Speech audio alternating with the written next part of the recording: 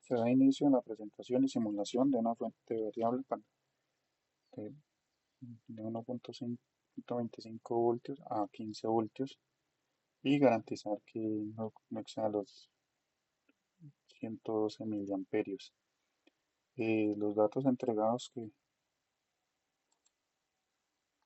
que se tienen son los siguientes.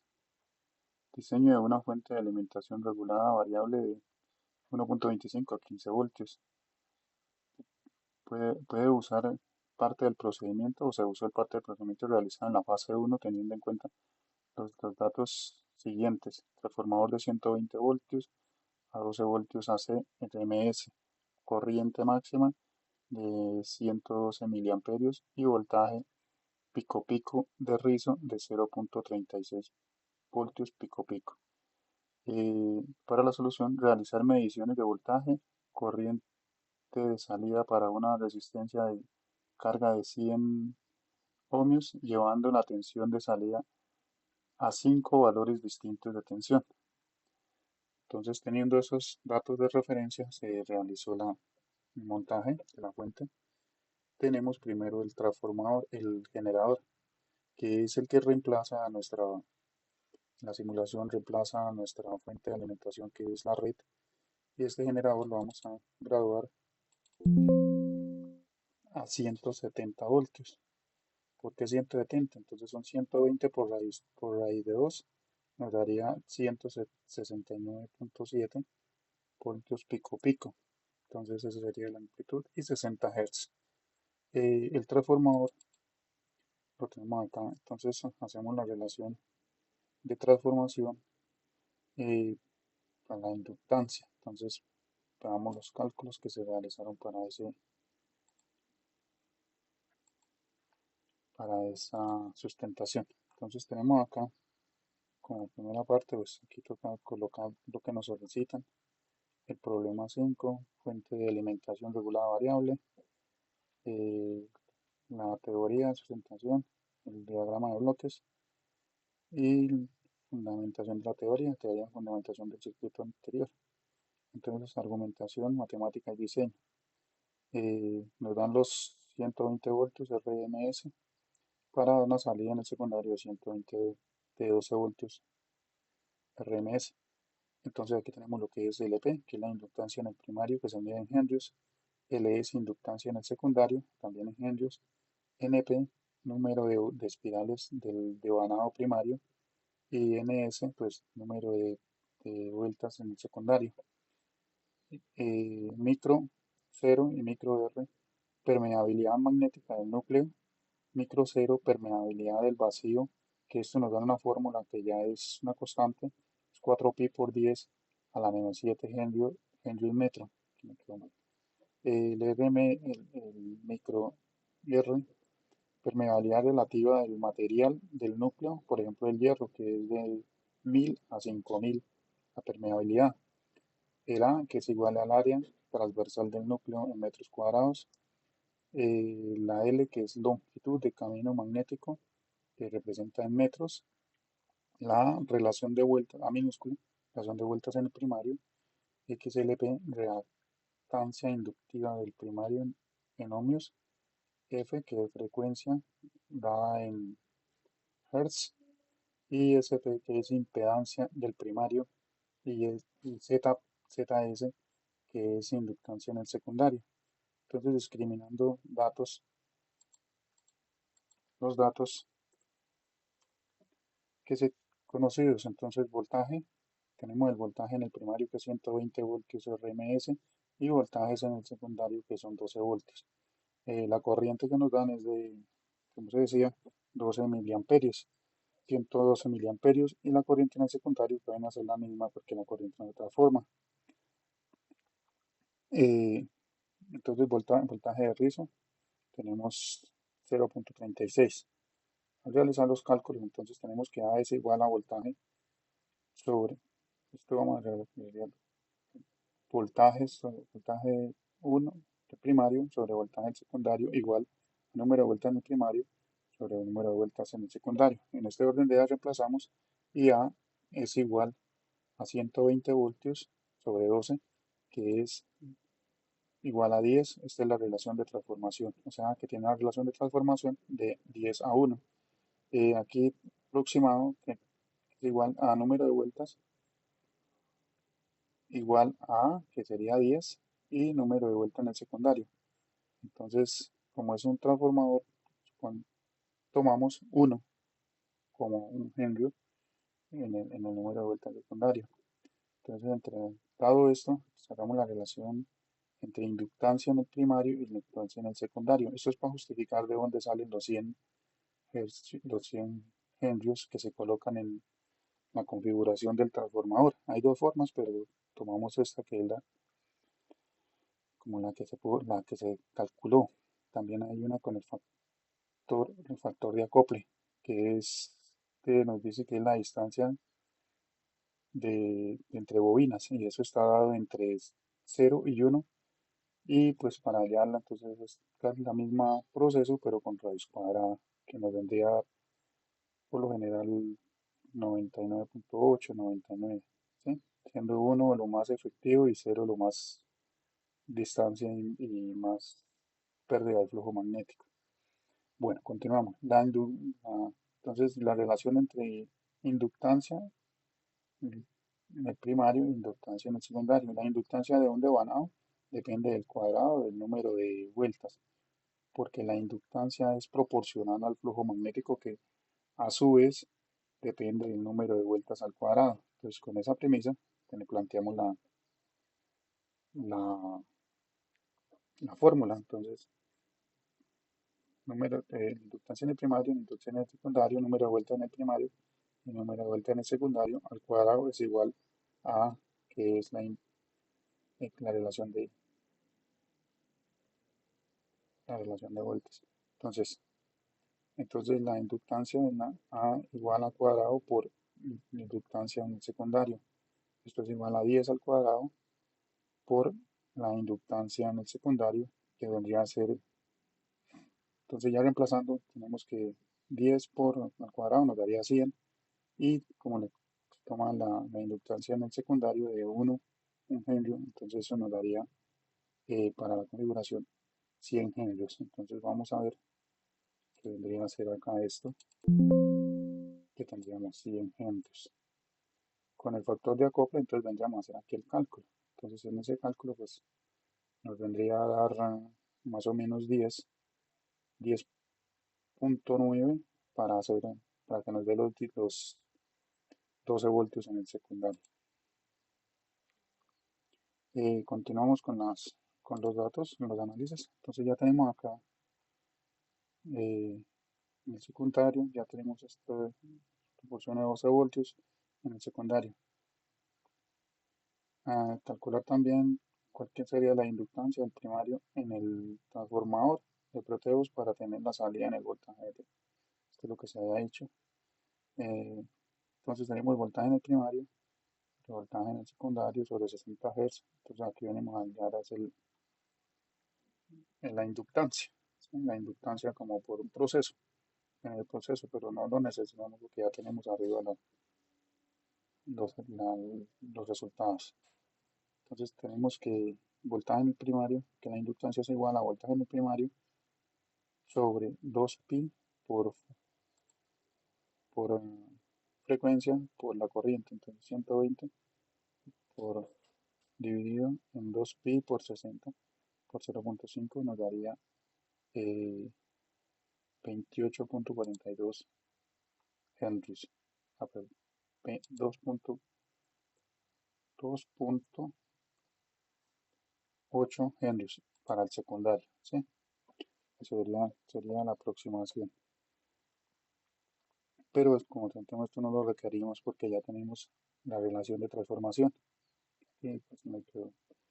Entonces, calcular la amplitud en el generador requerido para los análisis de Proteus. Voltaje de red aplicada en el generador son 120 voltios. Entonces, calcular, como le comenta, como se comenta, se multiplica 120 por raíz de 2, nos daría este resultado. Pero acá lo hicimos con los análisis de la primera fase, que esto vendría a ser lo mismo, sacar la raíz de 2. Entonces, esto vendría a ser 0.07. Entonces nos vendría a dar el voltaje eh, pico de 169.7 voltios. Se calcula el voltaje pico en el secundario, se requiere para determinar la capacidad de los diodos. Entonces acá como utilizamos la primera fase, entonces tenemos que calcular eso. Hay las dos formas también, multiplicando el voltaje en el secundario por raíz cuadrada de, perdón, acá es raíz de 2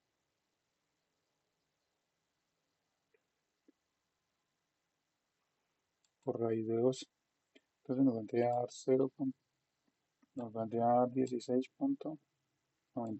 O aquí ya tenemos esta constante que es 0.71, que nos vendría a dar el voltaje en el secundario, máximo voltaje que aguantarían los diodos 1M4004, que fueron los que se utilizaron. Entonces, el voltaje RM es entregado por la fuente, 12 voltios. El voltaje pico de la fuente el secundario, es lo máximo que resisten los diodos. Entonces sería 16.97 voltios menos el voltaje de cada diodo. Entonces aquí vamos a calcular la salida en el puente de diodo, ya la salida del voltaje, que en la simulación debería ser 15.7. Cada diodo en los puentes se perdería 1.4 voltios en la caída de tensión en el puente de diodos. Entonces nos daría 15.57, que sería lo que... también hice otra fuente, fue con la simulación, utilizando un puente rectificador de 100 voltios y 6 amperios. ¿Sí? Aquí vamos a calcular el rectificador, el capacitor, el filtro del rectificador para obtener un rizado de 0.36 a una corriente máxima de 112 miliamperios. Entonces calcular el capacitor, voltaje, la corriente máxima sobre voltaje pico de rizo, pico rizo por la frecuencia. Entonces acá hay una forma que es multiplicar esto y este pues aquí nos daría por 120. Como se tiene acá, bueno, se hizo primero acá multiplicando esto por esto. Nos da 2.59 por 10 a la menos 3. Esto es igual aproximado a 2.596 microfaradios, que sería el capacitor que requerimos. Entonces, como en comercio el comercio se consigue entre 2.200 microfaradios a 2.300 microfaradios a 25 voltios. Entonces, esta es la capacidad del cálculo, lo que requerimos para el capacitor. Ahora vamos a ver la configuración del LM317. El LM317 es un regulador de voltaje lineal ajustable que cuenta con 3 terminales. La tensión de salida se determina mediante la conexión de 2 resistencias externas. En esto vamos a realizar el cálculo de las resistencias externas, que vendría a ser una resistencia fija que ya nos dieron. Entonces, pues, para el cálculo, la fórmula que describe la tensión de salida sería 1.25, que es el voltaje eh, de ficha técnica del LMS de entrada, por 1 más R2 sobre R1, más la corriente del ADG del LM317 por R2. Entonces, acá vamos a discriminar que la ecuación de 1.25 representa la tensión de referencia interna del LMS, como les decía, y ADJ es la corriente de polarización del terminal de ajuste. Se considera bueno, en este caso se considera muy baja, son 50 miliamperios, y la cual se puede despreciar en los cálculos, o sea, no se puede tener en cuenta. Eh, Tenemos también, bueno, estos ya son los cálculos, acá tenemos los cálculos.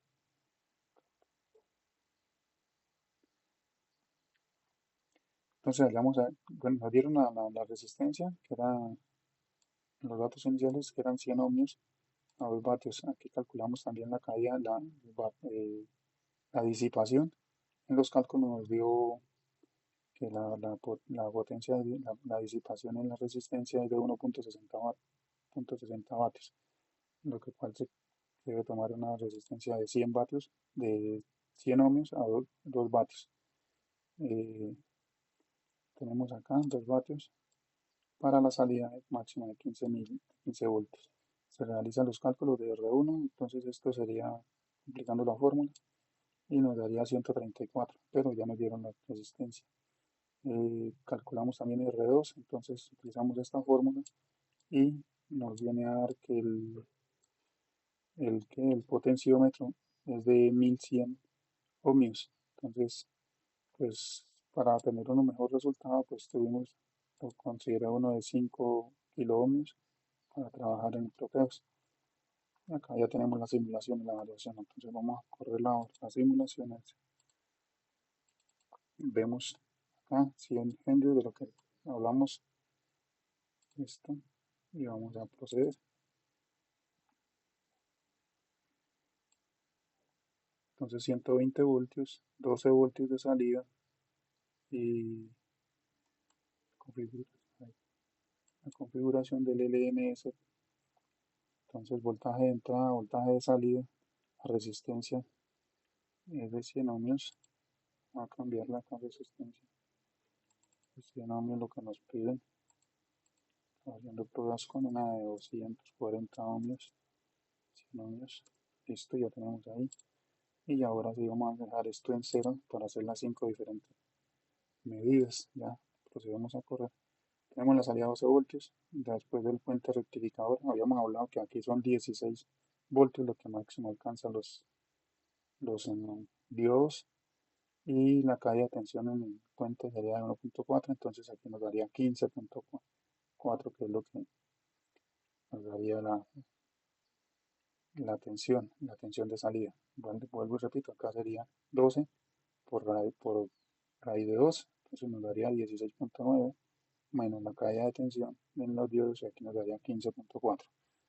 El cálculo del condensador que tenemos, entonces vamos a colocarla a 25, aquí nos va a permanecer la misma tensión y vamos a mirar aquí la caída de tensión. Entonces pues vamos a colocar la primera medida es a 0, tenemos 15 en la salida del puente de diodos y 14 en la.